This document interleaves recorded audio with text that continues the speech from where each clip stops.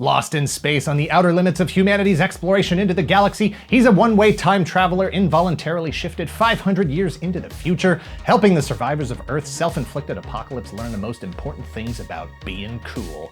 How to fight, how to seduce space women, and how to keep a straight face when you're talking to a robot voiced by the same guy who played Daffy Duck. Hi, I'm Dan Larson, and this is the history of Buck Rogers in the 25th century.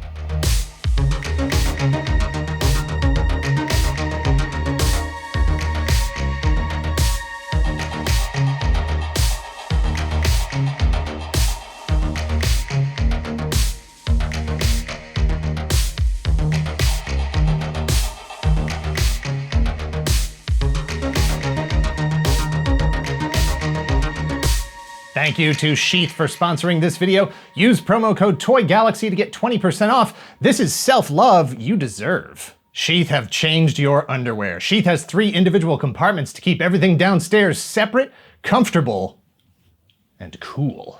If you're like me, you like to keep things organized. You don't just throw all your accessories in the same bin together like some caveman. There's order, there's structure. Keep your staffs in one place and your balls in another. Sheath has a modern ergonomic design to prevent contact for long durations, which can build up heat and moisture. They were invented by a US Army soldier during his second tour in Iraq, where they were prepared for just about anything, but they weren't properly equipped to fight enemies, like flaming hot balls, roasted nuts, unshortsmanlike conduct, tropical depression, midshipman's hitch, hunter's bend. Fight with the right tools. Click the link below and use code TOYGALAXY at checkout, or go to sheathunderwear.com/TOYGALAXY for 20% off and show your boys how much their service means to you. Give them a comfortable place of their own while they're on active duty. That's sheathunderwear.com/TOYGALAXY, or just click the link below and use code TOYGALAXY for 20% off. Thank you again to Sheath.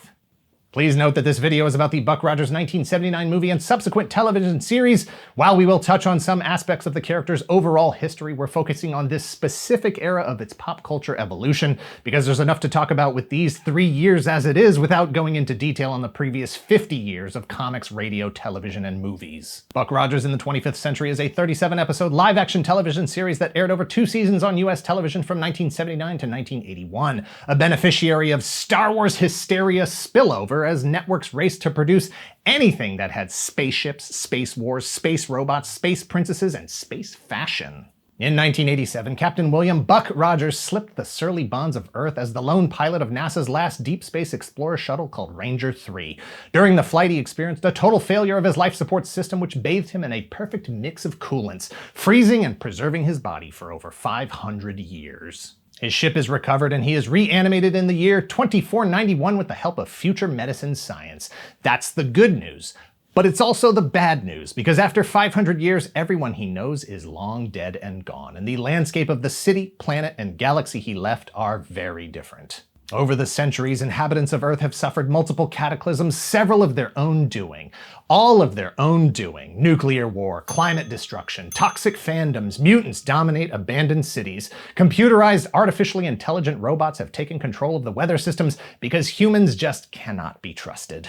Buck's saviors are an envoy from the Draconian Empire, specifically the flagship of Emperor Draco's daughter, Princess Ardala. See, turmoil has engulfed the galaxy. Trade routes to outlying star systems are in jeopardy as space pirates threaten all shipping to the isolated planet of Earth.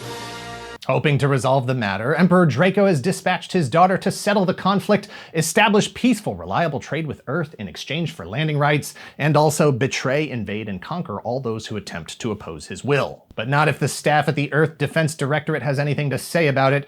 Dr. Huer leads the Directorate in cooperation with the Computer Council, who oversee the larger Earth Federation management. Colonel Wilma Deering is a technocrat commanding officer and star pilot who doesn't have time for Buck's jokes or flirtations. Or maybe just not all of his jokes and flirtations. He puts a lot out there. And Twiki, a wisecracking baritone robot whose main job is to carry around Dr. Theopolis, an artificial intelligence and member of the Computer Council who can be worn like a medallion that would make Flava Flav jealous. They are his allies, they are his new family in the fight against the evil Draconian Empire and all other threats to this strange, unfamiliar Earth that he now calls home. He's fighting to make it the best it can be because there's no going back from the future. Buck Rogers was originally created in 1928 by Philip Francis Nolan.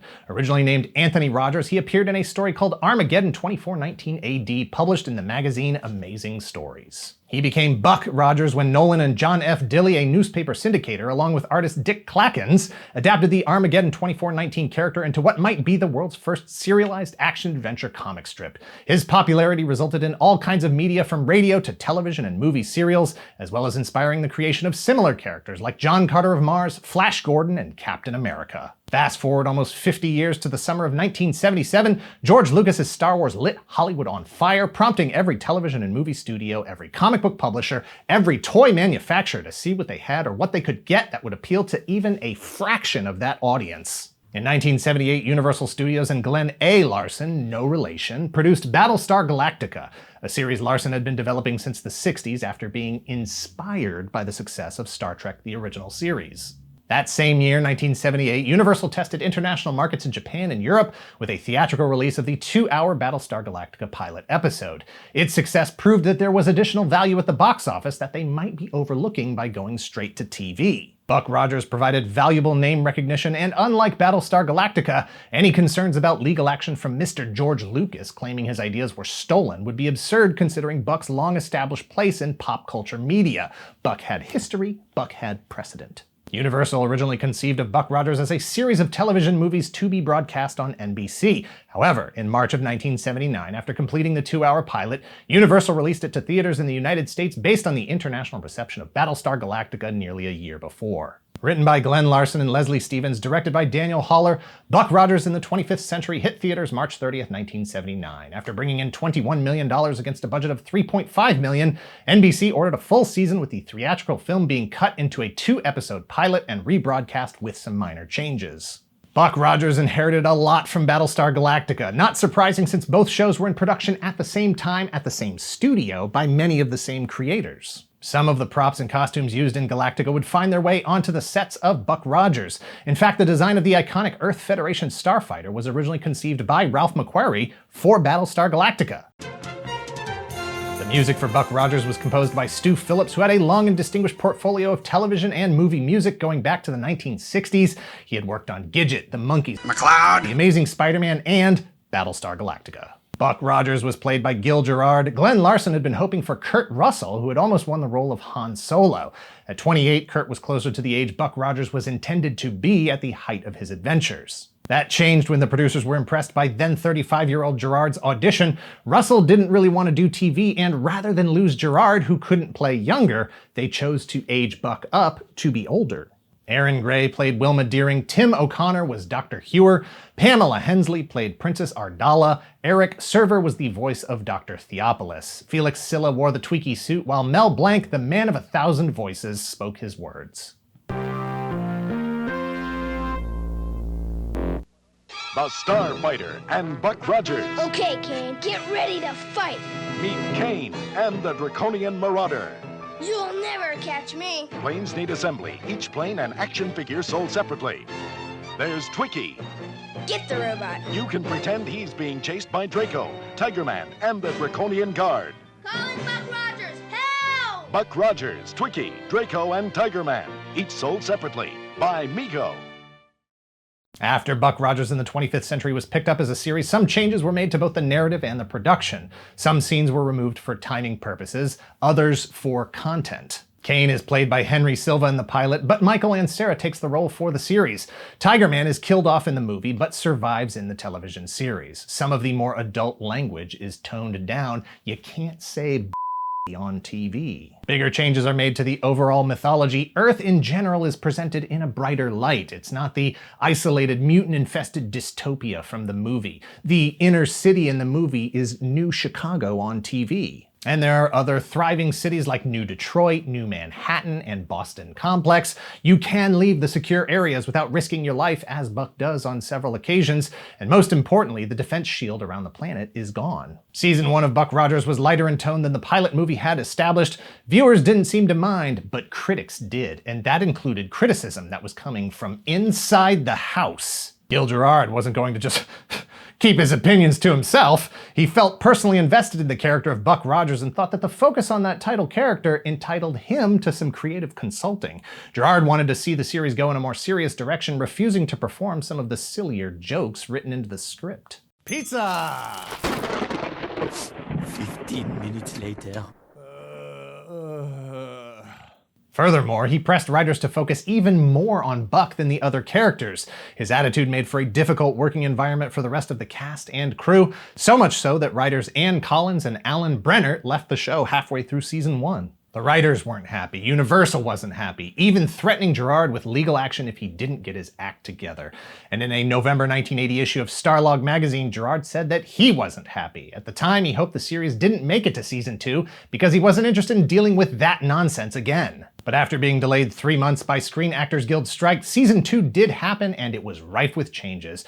New producers, a new voice actor for Twiki as Mel Blanc took ill and was unable to perform the first 7 episodes of the season, and a completely new mission for Buck, Wilma, and Twiki. Instead of being based on Earth, they were now part of the crew of a ship called the Searcher, tasked with finding the lost tribes of humanity, the people who left Earth to take refuge amongst the stars and the centuries while Buck was frozen. If that sounds familiar, it should. Larson's Battlestar Galactica was, essentially, stories about human tribes from around the galaxy looking for the fabled planet Earth as their refuge from war and strife and Cylons. Season 2 left Doctors Hewer and Theopolis behind, as well as Princess Ardala and Kane, and replaced them with Searcher Commander Admiral Ephraim Asimov. Yes, a descendant of science fiction writer Isaac Asimov. Dr. Goodfellow, a robot named Crichton, yes, named after writer Michael Crichton, and Hawk, one of the last surviving bird people. Season 2 was all about exploration, in space and here, in the heart, trying to learn more about humanity through other species and cultures, trying to learn more about the things that destroyed the old Earth and preventing those things from happening again or to other worlds. If that sounds familiar, it should. It's basically Star Trek. Buck is Kirk, Hawk is Spock, Wilma is at the communications console as Uhura, and finally, Gil Gerard is happy. For now. Buck Rogers was no stranger to the toy box, although it had certainly been a while. HG Toys produced a galactic playset similar to Plastic Green Army Men with over 35 pieces. 36? 37? Nobody knows. Mego produced a line of O-ring style 3 3/4-inch action figures, vehicles, and a playset. Buck, Wilma, Dr. Hewer, and Twiki with Dr. Theopolis sculpted to his chest, and even more bad guys, Princess Ardala, Draco, Draconian Guard, Kane, and Tiger Man. Buck and Wilma can fly out in starfighters or laserscope fighters, hit the road in the Land Rover, or kick back at the Starfighter Command Center, which requires you to cut the entire back of the box off to complete the playset.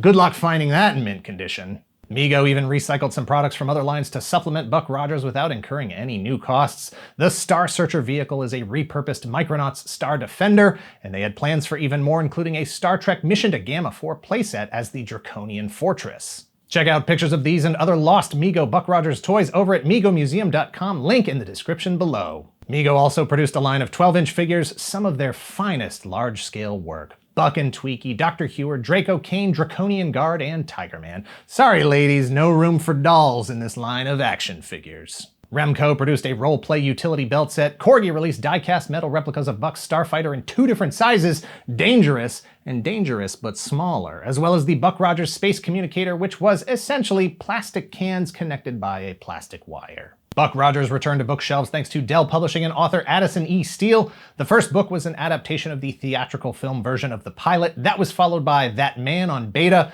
which was adapted from an unused script for the TV series. Buck hit comics for 14 issues published by the now-defunct Gold Key Comics. Issues 2, 3, and 4 are an adaptation of the pilot film. Issue 5 kicks off new adventures that take place in the world of the television series during Season 1. Gold Key continued to publish Buck Rogers comics after the series was canceled. Marvel Comics lent a hand and acted as the distributor for a giant-sized collection of the Gold Key movie adaptation, and Buck went all the way back home to comic strips in the UK publication Look In and TV Tops. The TSR published Buck Rogers role-playing game Battle for the 25th Century from 1988, and the 1990 video game Buck Rogers Countdown to Doomsday are unrelated to the TV series. However, Milton Bradley did produce the Buck Rogers game Adventures in the 25th Century. Buck, Wilma, Twiki, Princess Ardala, and Tiger Man were featured on a wide variety of merchandise, from puzzles to lunchboxes, storybooks to 3.5-foot tall radio-controlled inflatable Twiki. Monogram produced model kits of both the Starfighter and the Draconian Marauder, Topps published a series of trading cards, and my brother wore the Buck Rogers costume for Halloween one year. I was Superman. Big fans of 1930s pop culture over here. Gerard's positive attitude about the changes to the show for season 2 didn't last long. Soon enough, the production was in the same position, everyone wanting the show to be something different. Only this time, they didn't have the support of the fans. The ratings plummeted after the season 2 premiere. Universal had had enough of Gerard on and off set, and the show was canceled after 13 episodes. As was the common practice, there was no finale for the series as it had not been produced yet. Buck Rogers' return to media unceremoniously ends on a regular weekly episode. If you want to check out Buck Rogers' adventures in the privacy of your home theater, you have options. In 1981, the theatrical version of Buck Rogers in the 25th Century was released on VHS, Beta, and Laserdisc. You have that one? Nope. Several of the individual episodes were also released on VHS by MCA Home Video in 1985. The entire series was released in a 5-disc set on DVD in the US in 2004. It's the movie version of the pilot, so you do get to hear Buck say and shit. Spoiler alert, Tiger Man dies in this version. In 2012, Universal released Season 1 as a 6-disc set in North America. Season 2 was released in 2013. This time, the Season 2 set also includes the television version of the pilot. In 2020, Kino Lorber released the theatrical film in HD for the first time, and Seasons 1 and 2 on Region 1 Blu-ray. Or you can watch every episode streaming online right now for free at NBC.com and Tubi TV.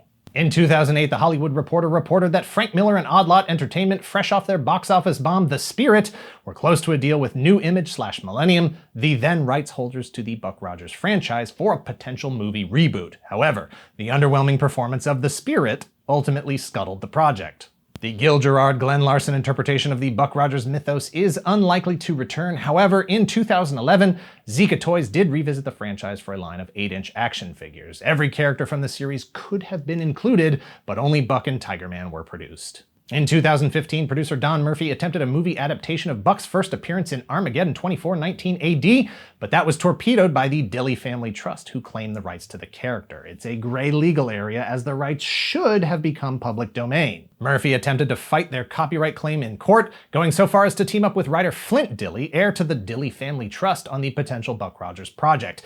In 2017, the Dilly Family Trust filed for bankruptcy. The judge saw through the attempted legal machinations, declining them bankruptcy relief. The case was dismissed, apparently settled out of court, because in October of 2020, Don Murphy, Flint Dilly, Susan Montford, and Legendary Entertainment announced their intent to produce a new Buck Rogers film and everything that could potentially go along with that. Comics, toys, novels, video games, Halloween costumes. 2 months later, in December of 2020, that same production team announced that it wasn't so much a movie that they were developing, but a television series.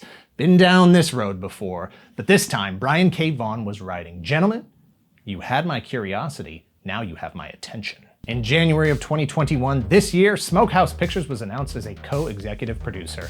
That's the production company co-founded by George Clooney, and turns out he might be interested in the title role. The surest sign yet that Buck won't have to wait 500 years. He's coming back to Earth sooner than he thought. Thanks for watching. Please hit like. I think I wrote an end slate. Hit subscribe if you're not already a subscriber. Thank you very much to those who already are. If you haven't heard, we started streaming on Twitch. Find us twice a week at twitch.tv/toygalaxy.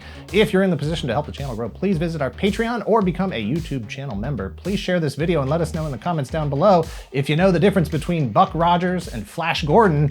Bonus points if you can articulate where John Carter of Mars, Adam Strange, and Doc Savage fit into all of that. You know, all these legal maneuvers over who has the rights to Buck Rogers.